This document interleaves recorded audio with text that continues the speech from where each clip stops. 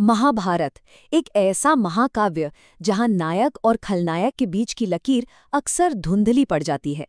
और इसी धुंधलेके में एक ऐसा किरदार है जिसे हम सबने हमेशा नफरत से ही देखा है, शकुनी, धोखे और विनाश का दूसरा नाम।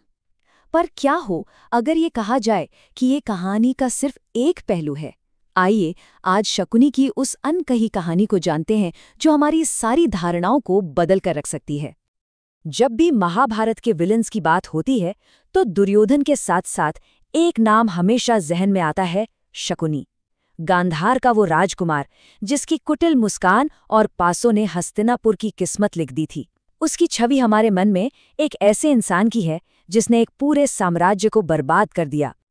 लेकिन अब जरा रुकिए, क्या होगा अगर मैं कहूं कि यही शकुनी, जिसे हम सबसे बड़ा विलन मानते हैं, भारत के एक कोने में एक देवता की तरह पूजा जाता है? ये कैसे हो सकता है? यही सवाल इस कहानी का असली दिल है, और यही हमें एक ऐसे सफर पे ले जाएगा जहां सही और गलत की परिभाषाएं पूरी तरह बदल जाएगी। अच्छा, उस रहस्यमयी मंदिर तक पहुंचने से पहले आइए एक बार उस शकुनी को याद कर लेते हैं जिसे हम सब जानते हैं। वो शकुनी जिसके हर एक कदम ने महाभारत की युद्ध की आग को और भड़काया था। ये लाइनें तमिलनाडु के एक लोक नाटक से ली गई हैं और ये शकुनी के किरदार का पूरा सार बता देती हैं। मतलब उसके लिए नैतिकता कोई मायने नहीं रखती थी। उसकी दुनिया में सिर्फ जीत और ताकत ही सब कुछ थी, और अन्याय उस तक पहुंचने का एक हथियार था। व्यास की महाभारत तो शकुनी के काले कारनामों से भरी पड़ी है। वो चौसर का विनाशकारी खेल जहां पांडवों की इज्जत को रौंदा गया, द्रौपदी का वो अपमान, और आखिर में कुरुक्षेत्र का वो खूनी मैदान। हर बड़ी तबाही के पीछे शकुनी का ही दिमाग था। तो ऐसे किरदार की कोई पूजा कर सकता है, ये सोचना भी नामुमकिन लगता है। लेकिन यहीं से कहानी में आता है सबसे हैरान कर देने वाला मोड़। केरल की हरी भरी वादियों में एक ऐसा राज छिपा है जो शकुनी की पूरी कहानी पर सवाल खड़े कर देता है। केरल के कोल्लम जिले में पवित्रश्वरम नाम का एक शांत सा गांव है, और यहीं पर है ये मंदिर। पहली नज़र में ये किसी भी दूसरे दक्षिण भारतीय मंदिर जैसा ही दिखता है, भव्य और पवित्र। लेकिन इसके अंदर एक ऐसा राज है जो महाभारत की हमारी पूरी समझ को हिला सकता है। जी हाँ, बिल्कुल सही सुना। ये मंदिर शकुनी को समर्पित है। यहाँ के स्थानीय कुरवा समुदाय के लिए वो कोई विलेन नहीं, बल्कि एक पूजनीय पूर्वज हैं जिन्हें वो अपूपन कहते हैं। कहानियों के मुताबिक महाभारत युद्ध के बाद शकुनी ने यहीं पर शिव की तपस्या की थी मोक्ष पाने के लिए, और आज भी भक्त उन्हें ताड़ी और तंबाकू जैसी चीजें चढ़ाते हैं। ये एक ऐसी श्रद्धा है जो हमें सोचने पर मजबूर कर देती है। तो हम फिर से उसी सवाल पर लौट आते हैं, आखिर क्यों कोई ऐसे इंसान की पूजा क्यों करेगा जिसके हाथ लाखों लोगों के खून से रंगे हों? इसका जवाब व्यास की महाभारत में नहीं मिलता। ये छिपा है उन लोक कथाओं में जो पीढ़ियों से सुनाई जा रही हैं।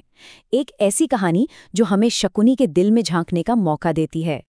तो चलिए अब सिक्के का दूसरा पहलू देखते हैं। लोक कथाओं की दुनिया में शकुनी एक विलेन नहीं, बल्कि एक ऐसा हीरो है जो बदला लेने निकला है, और उसके हर कदम के पीछे एक बहुत गहरा और दर्दनाक कारण था। इस दूसरी कहानी की जड़ें गांधारी की शादी में हैं। लोक कथाएं कहती हैं कि भीष्म ने जानबूझकर धृतराष्ट्र के अंधेपन की बात छिपाई। जब ये सच सामने आया तो ये सिर्फ एक राजनीतिक समझौता नहीं था, ये एक गहरा धोखा था, एक ऐसा जख्म जिसने शकुनी के दिल में बदले की आग जला दी। लेकिन एक और कहानी है जो इससे भी ज्यादा भयानक है। इस कहानी के मुताबिक कौरवों ने शकुनी के पूरे परिवार को, यानी उसके पिता और 99 भाइयों को कैद कर लिया और उन्हें धीरे धीरे भूखा मरने के लिए छोड़ दिया। जरा कल्पना कीजिए उस बेबसी और दर्द की। मरते मरते शकुनी के पिता ने उससे एक भयानक कसम ली, अपने परिवार की तबाही का बदला लेने की। उन्होंने उसे अपनी हड्डियों से पासे बनाने को कहा, ऐसे पासे जो हमेशा उसकी मर्जी से चलेंगे।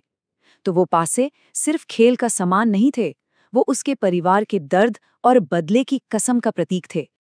तो अब हमारे सामने दो शकुनी हैं, एक व्यास का शातिर विलेन और दूसरा लोक कथाओं का एक टूटा हुआ बेटा जो सिर्फ इंसाफ चाहता था।